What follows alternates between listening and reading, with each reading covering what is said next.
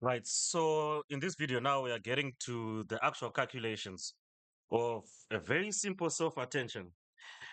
This part of the I'd say for the of the whole course with attention and all of that, it is slightly complex. So this chapter, if you go through this chapter and you understand, you'd have understood something very critical to large language models and the transformer architecture. And you can pat yourself on the back because it is quite if you're seeing it for the first time, it can be quite challenging. So we know that self attention. So right, let me just write self attention.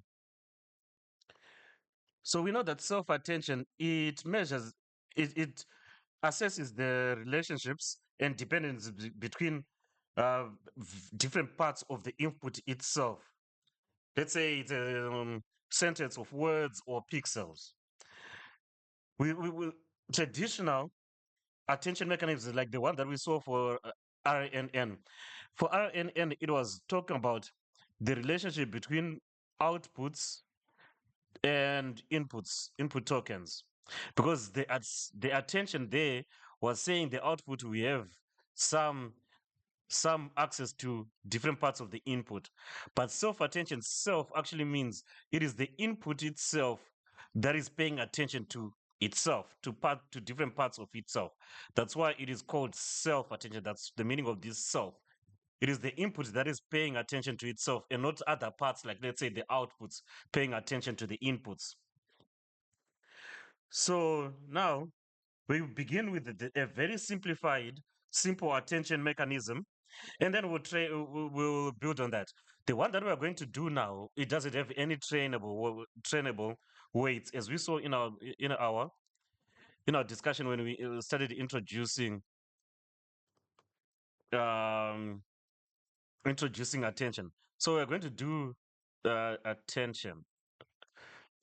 So here it will have no trainable weights. In the next upcoming parts, we'll then introduce trainable weights and all of that. But here it has no trainable weights. So let's see how these principles are. This might be a long video, but it introduces the principles that will edit as we go to other versions of self attention. So I hope you bear with me. So let's say we introduce a statement like your journey begins with one step. So the inputs going to be your journey starts your journey starts with one step. So the step will be right at the end, right? With one step. So let's break this down. They are not going these are going to be just the separate words. We are keeping it very simple, right? So let's input vector or token embeddings. That's what we're going to create here. So this one will be, we're going to call it x1. By tradition, right? The input is just x. And this will be our x2. This will be our x3, all the way up to, let's just say, xt or xn. I think I'll just call it, yeah, let me call it xn. That will be xn because I do not want to confuse with the transpose when I type xt, meaning uh, xt, meaning the last step, and then transpose. But anyway, let's just see. Here I'm going to write, just truncate the numbers and just write three numbers. So let's say we have done our tokenization, we have done our token embeddings and all of that, and these are the numbers that we have: 0.4 and 0.1 and 0.8. Let's say these are the token embeddings for your, and then for journey, we have 0.5, 0.8, and 0.6. Then for stats, we have 0.5, 0.8, 0.6. Yeah, these numbers are just truncated, so don't think that these numbers, the embedding for journey is the same as stats. It's just truncation errors and all of that. So just and just keeping it to three dimensions. 0 0.0 for step 0 0.8, and then a 0 0.5. So that's what we have there. So those are let's say we've embedded those are our embeddings that are now coming into the the decoder, the GPT like decoder for the transformer, and they've hit the self attention mechanism. Here we're doing a very simple self attention mechanism. This is how it works. We want to calculate what are called attention vectors. So if we are able to calculate these attention vectors here, so this one we have an attention vector. Let's say we are attending to the second token. The second token is the one that we are attending to right now. So it is the second token with respect to the first token, or it will be the first token attending to the second token. So it will calculate something there. Here we'll calculate also the second token attending to itself. Then here we'll calculate the the third token attending to the second token. And lastly, the nth token attending to the second one. And what we are going to calculate, we'll see how the calculations work. For now, we're just building it in steps. We'll get this context vector, what we call the context vector. And we'll see how the calculations work just just now. So here, these are the attention weights. Attention weights. These are the attention weights which show the importance of input of that particular input when it comes to the second one that we are doing with respect to. So this is the importance of input number one with respect to the second vector. Importance of input number n with respect to the second vector. They are all calculated here, and we are going to see the calculations now. But what we produce is what is called a context vector. This is a context vector Z2. This one here. It's a context vector Z2, which is computed as a combination of all input vectors weighted with respect to their importance or to the input element. Our input element that we're talking about in this case is the X2, the second input. The goal of self attention is to compute this context vector for each of the inputs. So we are going to have a context vector for the first input. Here we're showing the context vector for the second input. We will also have a context vector for the third input, where everything, it will be 3, 1, 3, 2, 3, 3. It is now the importance of each input with respect to the third one, all the way up to Zn. When you calculate the context vector with respect to the nth input. And it will include information or calculations based on the other inputs as well. The importance or contribution of each input element for computing Z2 is determined by the attention weights, these ones here, these alphas. When computing Z2, the attention weights are calculated with respect to that particular input, X2, and all other inputs. So here in this example, we just said that your journey begins with one step. So each element of x1 to xn corresponds to a d-dimensional vector, because you remember that these are embedded now, so they are d-dimensional. Here we're just using 3 dimensions for illustration purposes, but in the previous chapter we took it up to 256, so this could be a 256 dimensional vector for each input embedding. In self-attention, our goal is to calculate that zi. A context vector, a context vector this context vector can be thought of as an enriched embedding vector. On top of the original embedding vector that we brought in, we are doing other calculations to create these other numbers. So we are enriching the embedding through these calculations, and we'll see the calculations as now. So if we're to focus on the second embedding vector of the second input, we will create this Z2. These Z2s, these context vectors, they play a crucial role in self-attention when we have these enriched, because they are enriched representation, enriched representations of their corresponding input vectors. So this now, instead of working with our x2, we'll now be working with z2, which is taken into account weighted weighted importances of all other input vectors. So this Z2 is now different from the X2, which was independent of all other inputs. This Z2 now takes into account all other inputs. Same as X1. X1 will have its own Z1. So instead of dealing with this independent X1, we're now dealing with something that is taken into account all the other inputs. So this is now these z's, these context vectors, are enriched representations of each element in the input sequence. So this is essential to LLMs, which need to understand relationship and relevance of words in a sequence to each other. Later, we are going to add trainable weights, but for now, we're not going to, because the trainable weights they will help the LLM learn even more context vectors or richer context vectors, so that they are relevant for that LLM to generate the next token.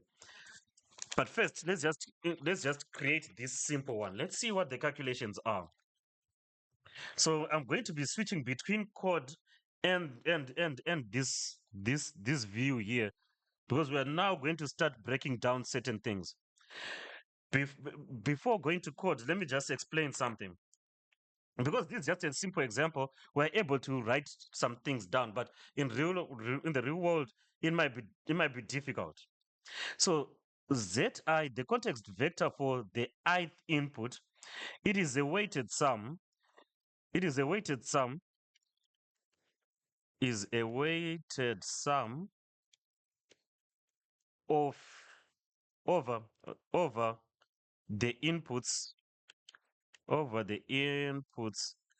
x1 to xn.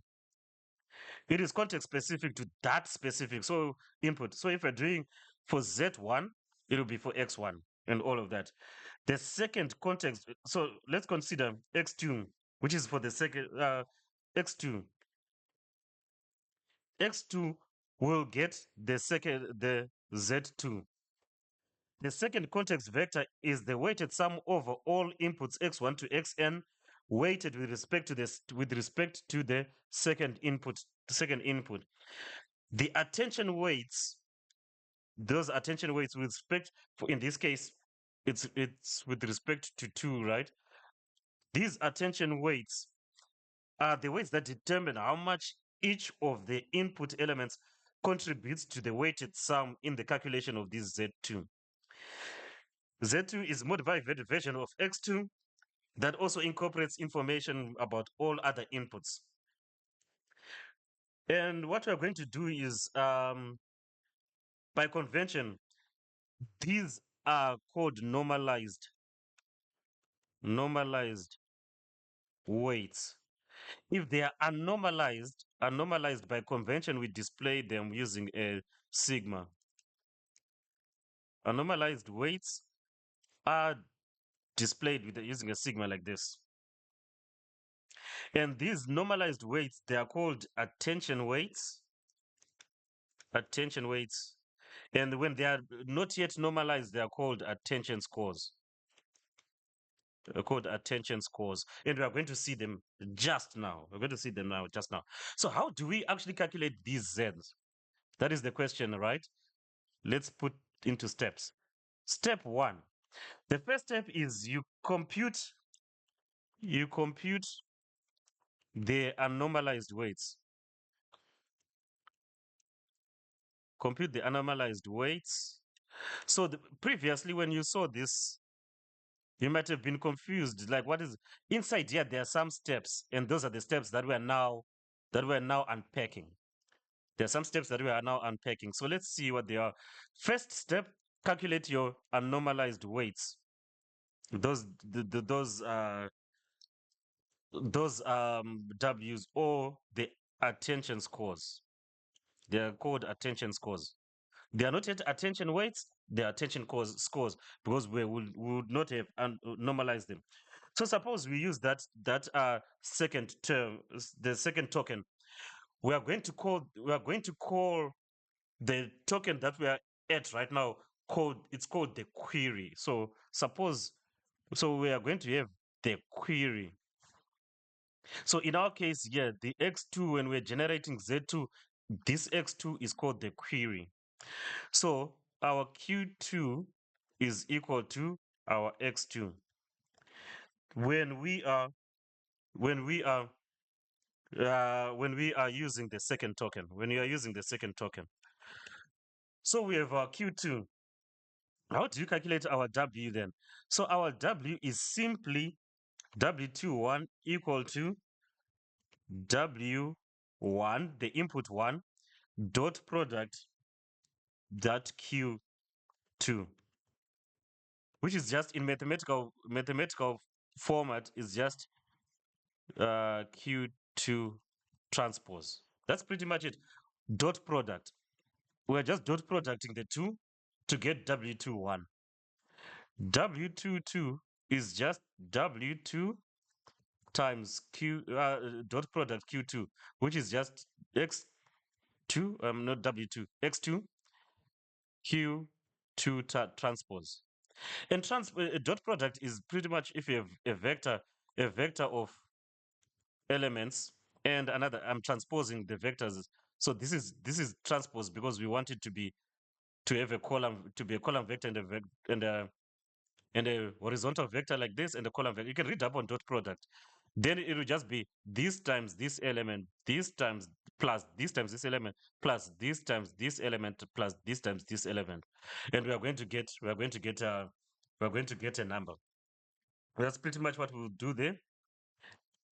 Um, Attention score of of the third element with respect to the second token is just the third element dot product that query 2, which is just that q2 transpose, all the way up to attention score for the nth token with respect to the second input is just that nth token dot product the query 2, which is just equal to w n q 2t. This is why I didn't want to say xt. Just xn is perfect because it just shows the number. So that's what we have. That's what we have. This subscript, this 2 3 or 2 2 or 2 1, 2 1 just means that the input sequence element 2 was used as the query against input sequence 1 when we're developing the context vector for input sequence 2. That's it. So let's get a bit into, let me see if I have enough space because we are going to need to keep adding to this. Yeah, I think I have enough space. So let's write our flow again. Now digging deep. You remember the flow that we had in the beginning? This flow here where we said there are some steps hidden here. Let's now blow that up and show actually the steps as we go. So let me try to write it so that we can keep coming back to it. Inputs. So we are going to have your journey starts all the way up to step, right? And this we said is going to be our x1, this our x2, this our x3, all the way up to our xn. Perfect. And then they are going to have their own embeddings, right? This is going to be embedded in 0.4 in d dimensions. Our d in this case for illustration is just 3, 0.1, 0.8. That's it for your. And then for Gen, we said 0.5, 0.8, and 0.6. And then for stats, we said 0.5, 0.8, 0.6, with the emphasis that these two, they don't carry the same embedding vector. It's just truncation and also just the number of dimensions we are using. Just as an example, 0.0, 0.8, and then 0.5. Perfect. So now what we then do is we want to do our dot product with respect to 2, right? So let's take this vector and put it on the side. So we are going to put this on the side, 0.5, 0.8, and 0.6.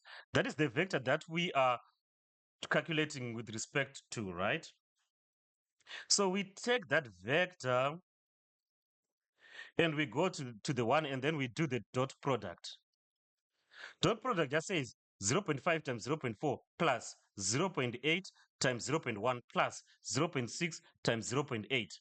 You get your number. And what you're going to get is 0.9. We do the same thing. 0.5 times 0.5 for this one here plus 0.8 times 0.8 plus 0.6 times 0.6, and you get 1.4. Same thing. Yeah, you get 1.4. All the way up to the end. 0.5 times 0.0 plus 0.8 times 0.8 plus 0.6 times 0.5. You add, you do that calculation, you get a 1.0. This now, it is our W21, and this is our W22, and this is our W23, all the way up to W2N. That's it. So now we have our attention scores. So these are attention scores with respect to x2, because x2 is the one that we're using here, right? With respect to x2, that is being calculated with respect to for all the inputs that are there, right? And this is our attention score between input x3 and our query 3. So this is just w3. That's it. Now we have our, so the dot product, these dot products, they've produced these numbers here. In mathematics, especially when you're doing, let's say in geometry, Euclidean geometry, and you're doing angles and all of that. Mathematically speaking, the dot product measures similarity because it quantifies how closely two vectors are. Just take your calculator and do some angles. An angle like this and an angle like that. No, let me not write there because I'm going to need to use that space later. So let me just write somewhere up here where I can mess up and not worry. Take some angles. Take a dot product of angles that have 10 degrees, and then do 45 degrees, and then do 90 degrees. What you end up finding is this dot product of these should be, I think it is actually zero. It is zero because these are they are not similar at all. The ones that are very close, we have a high dot product. We have a high dot product because they are very close. Um, and then so that's mathematically it is a measure of similarity because it quantifies how closely two vectors are aligned. A higher dot product indicates a greater degree of alignment or similarity between the vectors. Do you see where this is going? A high dot product indicates a greater degree of alignment or similarity between the vectors. Can you see when we did our dot products, 0.9, 1.4, the highest dot products were when we were doing dot product of x22 on x22. Of course, yeah, x23 will seem like it is a high, it is the same, but not really. Can you see that? Because a dot product indicates a greater degree of alignment or similarity between vectors. Now, in the self-attention mechanism, the dot product determines the extent to which each element in the sequence focuses on or attends any other element. The higher the dot product in self-attention mechanism calculation like this, the higher the similarity and attention score between the elements, as we can clearly see from our rough calculation here. So dot product is quite important and quite nice to see it carrying in from just normal mathematical principles into our self attention and making intuitive sense. So now that we have done this, we have done that, right? The second step is to normalize these vectors. They are not normalized. We want to normalize them so that they, let me see how I can write this so it doesn't disturb.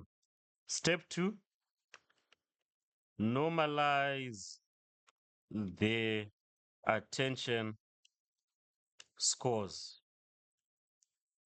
So they sum up to 1. The normalization, we just want all attention scores in that sequence to sum up to 1. It is convention and it is useful for interpretation, and also it maintains stability in the large language model. One way of doing this is just to sum them up and then divide by that sum. So we can say 0.9.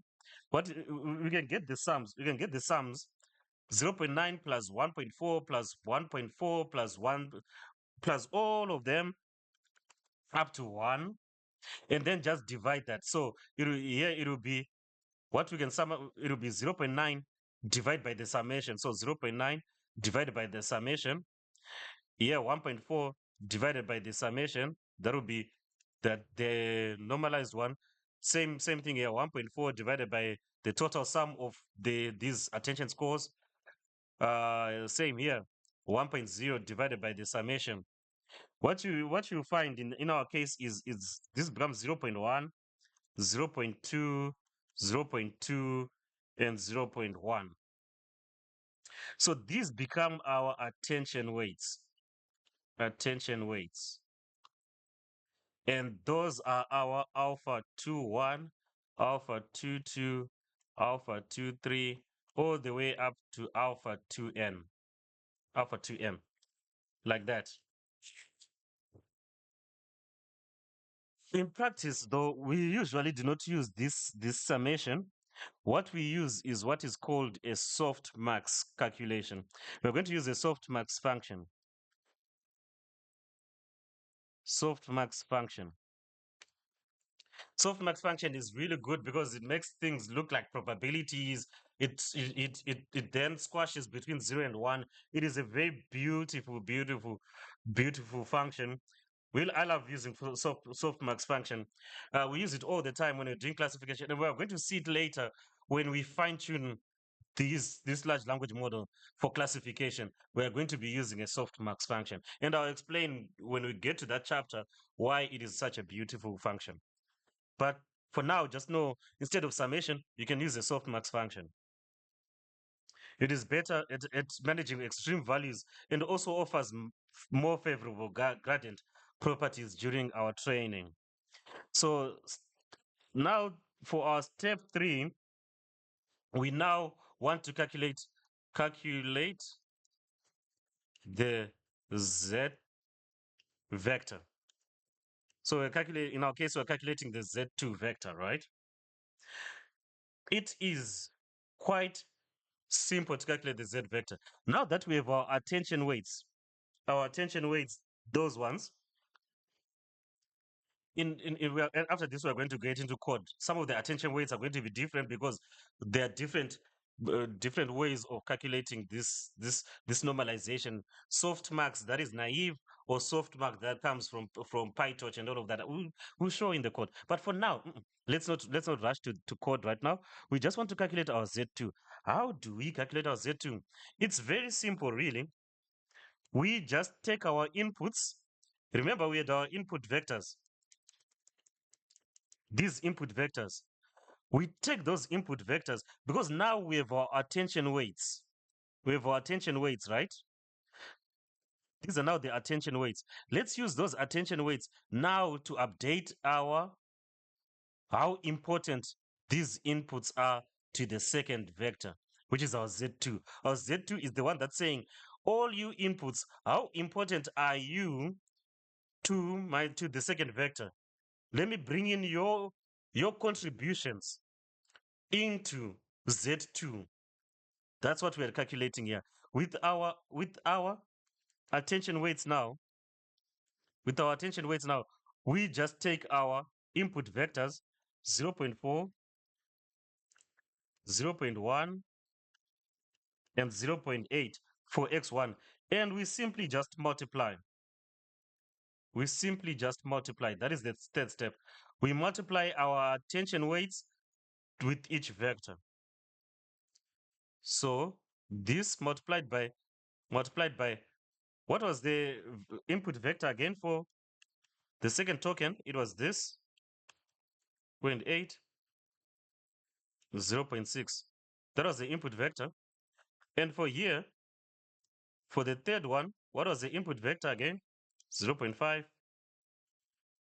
0 0.8, 0 0.6. And lastly, with our xn, it was 0 0.0, 0 0.8, 0 0.5. So pretty much we're just saying 0 0.1 times the input vector, and we'll get 0 0.1 times 0 0.4, 0 0.1 times 0 0.1, 0 0.1 times 0. We're going to get a new vector here. 0 0.2 times 0 0.5, 0 0.2 times 0 0.8, 0 0.2 times 0 0.6. We'll get another 3D vector there. 0 0.2 times 0 0.5, 0 0.2 times 0 0.8, 0 0.2 times 0 0.6, another vector. And then 0 0.1 times 0 0.0, 0 0.1 times 0 0.8, 0 0.1 times 0 0.5. We'll get another input vector there. And what we'll then do is we then put all of that together to get our context vector. So we are going to just add all of them. These new ones, we are not doing these ones anymore. We are now just doing the one that is multiplied by 0 0.1 plus the one that is 0 0.2. I think it was 0 0.2. Let me just check what the attention weight is. Yeah, 0 0.2 multiplied by this plus 0 0.2 multiplied by this plus 0 0.1 multiplied by this. When you add all of that together, you're going to get a new 3D vector, and that 3D vector is a 0 0.4, 0 0.6, 0 0.5. This is now your Z2. That's your Z2. This is the second context vector because the attention weights were computed with respect to the second input in the previous step here when we calculated our attention weights. We're respecting with respect to the second vector, second vector, second vector. So that's essentially how you calculate your Z or your context vector with respect to a particular vector. So let's see in code how this is done. So we are going to switch to our Google Colab. So these are our inputs. This is the embedding for this is the embedding for journey, this is the embedding for stats, embedding for width, and then embedding for one, and then embedding for stem. That is the top part of our image. As you can see here, these are x1, x2, x3, and all of that. Here we're now just for illustration purposes, we've taken just this second vector that has to do with the to do with journey.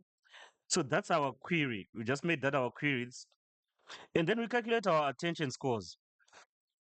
Our attention score 2i, we just use the enumerate function. 2i will be 2, 1, 2, 3, 4, 5. So our 2i is just the dot product between that xi and the query. So xi will then take this. If our I equal to 1, it will take this and then do the dot product with our query. And then x2 dot product, x3 dot product, x4 dot product, x5 dot, and these are the attention scores. So these are the results of the dot product. As you can see, the 1.4, 1.4 are coming through, like we saw in our in when we're doing it manually. Slightly different because, of course, now we can do calculations better than having to write all these number of decimal places. So we just wrote 1.4. So this is the dot product. These are attention scores, not yet normalized.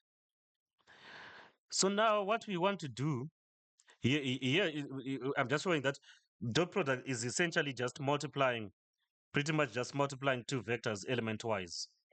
That's what it's doing here. It's multiplying two vectors element wise, and then it confirms that actually true. The answers are the same. Uh, so once we have done that, this is normalizing. Let me actually write that. Normalizing using the sum. Normalizing. So yeah, we are normalizing using the sum. So here we just take all our attention scores and then we sum them up and we divide each attention score by that summation, like we saw. And these are now the normalized ones. However, in practice, we use the softmax function. Here we are just using a naive softmax function where we are actually writing the actual like definition of the function and applying it naively. But if we want to make it easier and all of that, we can use the one that comes from Torch. Torch softmax. We want to do the attention scores. So this is now the normalized attention. This is now the attention weights because now they've been normalized. That's why here it's now attention weights with respect to the second vector, where we normalize our attention scores. You see, and we are here. We're just verifying that when we sum them up, they should add up to 1. You see, they add up to 1. Perfect. That's it. So our query. So the second input is the query. We calculate the context vector now. Context vector, it should have the same shape as, of course, our input, right? It will have the same dimensions as our input. Now, so this is our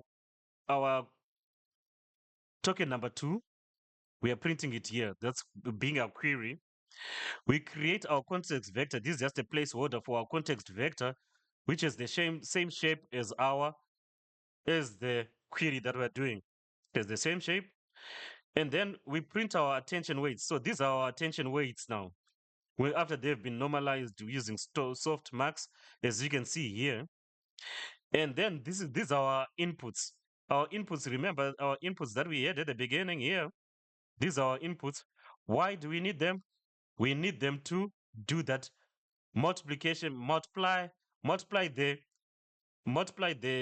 attention weight with its input, and then we sum the next attention weight times its respective input plus the next attention weight plus its respective input and all of that. So we do the multiply plus multiply plus multiply plus. That's what we're now doing here for all of them that are in inputs.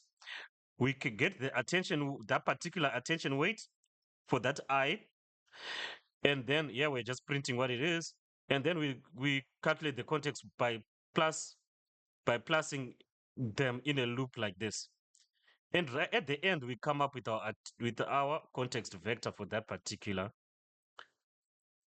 So this becomes the context vector for the particular for that particular input token. Here it is the context vector for number 2. We will also calculate the context vector for input number 1. So context vector for input number 1, number 2, number 3, number 4, number 5, number 6. Doing it in this way in loops and stuff like that, it will take time.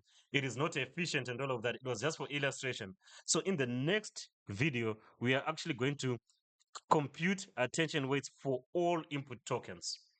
So that will have attention weights for all input tokens, and then we can calculate their contexts for all input tokens and all of that.